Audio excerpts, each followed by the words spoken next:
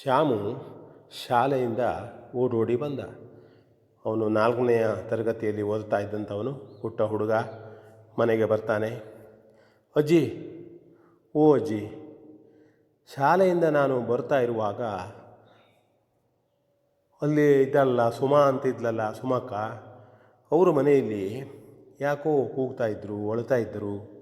ಏನೋ ಟ್ಯಾಬ್ಲೆಟ್ಸು ಅಂಥೇಳಿ ಕೆಲವು ಜನ ಹೇಳ್ತಾಯಿದ್ರು. ಏನಂತ ನನಗೆ ಗೊತ್ತಾಗಿಲ್ಲ. ಯಾಕಮ್ಮ, ಯಾಕಜ್ಜಿ ಅಂಥೇಳಿ ಕೇಳ್ತಾನೆ. ಆಗ, ಹೌದು ಮಗನೇ, ನನಗೂ ಗೊತ್ತಾಗಿದೆ. ಇಂಥದ್ದೇ ವಿಷಯ ಇದ್ದಂಥ ಒಂದು ಕಥೆಯನ್ನು ನಿನಗೆ ಹೇಳ್ತೇನೆ, ಕೇಳು. ಆಗ ನಿನಗೆ ಇದರ ಬಗ್ಗೆ ಸರಿಯಾಗಿ ತಿಳಿಯುತ್ತದೆ ಎಂಬುದಾಗಿ ಅಜ್ಜಿ ಕಥೆಯನ್ನು ಪ್ರಾರಂಭಿಸುತ್ತಾಳೆ. ಒಂದು ಊರಿನಲ್ಲಿ, ಚಿಕ್ಕ ಸಂಸಾರದಲ್ಲಿ, ಶಾನು ಎಂಬ ಹುಡುಗಿ PUC ಓದ್ತಾ ಇದ್ಲು. ದಿನಾಲು ಶಾಲೆಗೆ ಹೋಗುವವಳು, ಶಾಲೆಯಲ್ಲಿ ಉತ್ತಮ ದರ್ಜೆಯಲ್ಲಿ ಪಾಸಾಗತಕ್ಕಂಥವಳು, ಎಲ್ಲ ಚಟುವಟಿಕೆಯಲ್ಲಿ ಭಾಗವಹಿಸುವವಳು, ಒಳ್ಳೆಯ ಹುಡುಗಿ, ಶಾಲೆಯಲ್ಲೆಲ್ಲ ಬೇಕಾದವಳು.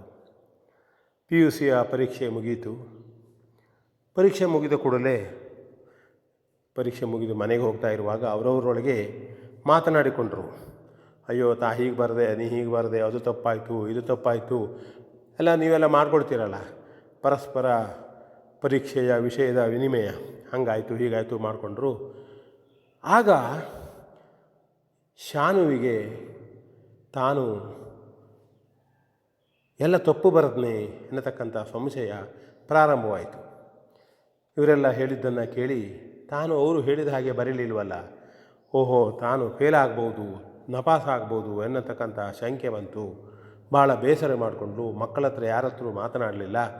ನೇರವಾಗಿ ಅವಳು ಮನೆಗೆ ಬಂದಳು.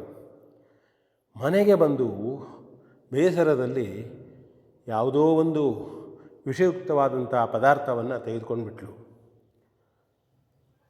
ತೆಗೆದುಕೊಂಡು ಕೂಡಲೇ ಅವಳಿಗೆ ವಾಂತಿ ಶುರುವಾಯಿತು, ಕಷ್ಟ ಶುರುವಾಯಿತು. ಮನೆಯವರು ಕೇಳಿದರು, ಏನಿಲ್ಲ ಅಂತಾಳೆ. ನೇರವಾಗಿ ಆಸ್ಪತ್ರೆಗೆ ಒಯ್ದರು.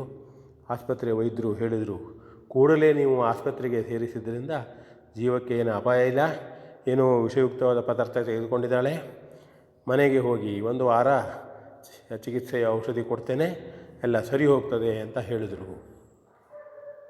ಮನೆಗೆ ಬಂದಾಗ ಕೇಳಿದ್ರು, ಅವಳು ಒಂದು ಚಿಕ್ಕ ಚೀಟಿಯನ್ನೇ ಬರೆದಿದ್ಲು.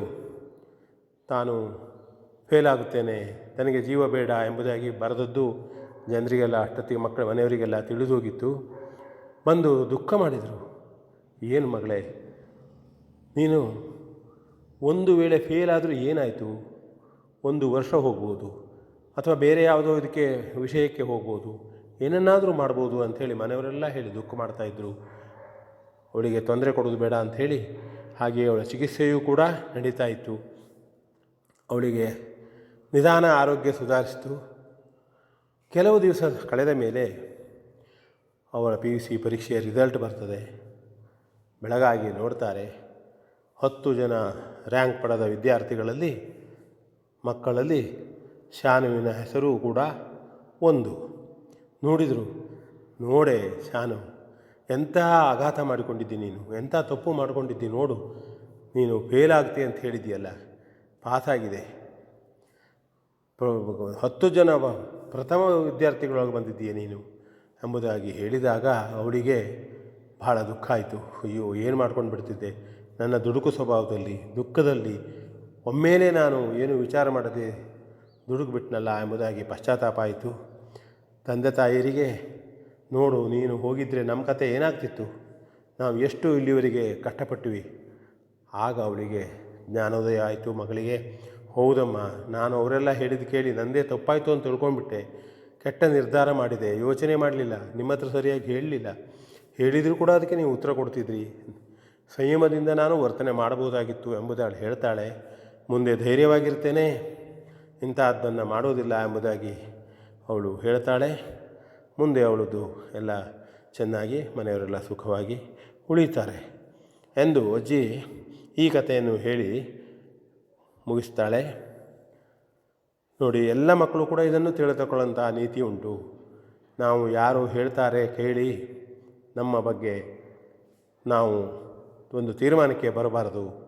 ಯಾವ ವಿಷಯವನ್ನಾದರೂ ಬಿಸಿ ಇದ್ದದ್ದನ್ನು ತಣಿಸಿ ಕುಡಿಯಬೇಕು ಹೇಳಿದ ಹಾಗೆ ನಾವು ವಿಚಾರ ಮಾಡಿ ಆಲೋಚನೆ ಮಾಡಿ ನಿರ್ಣಯ ಮಾಡಬೇಕು. ಮತ್ತು ಸಾವು ಯಾರಿಗೂ ಸರಿಯಲ್ಲ. ಆತ್ಮಹತ್ಯೆ ಅಂಥದ್ದು ಅಥವಾ ಯಾವುದೋ ವಿಷಯುಕ್ತ ಪದಾರ್ಥ ತೆಗೆದುಕೊಂಡು ಸರಿಯಲ್ಲ. ಮನುಷ್ಯನಿಗೆ ಬೇಕಾದಷ್ಟು ದಾರಿ ಇದೆ. ಶಿಕ್ಷಣವೇ ಗುರಿ ಅಂತಲ್ಲ.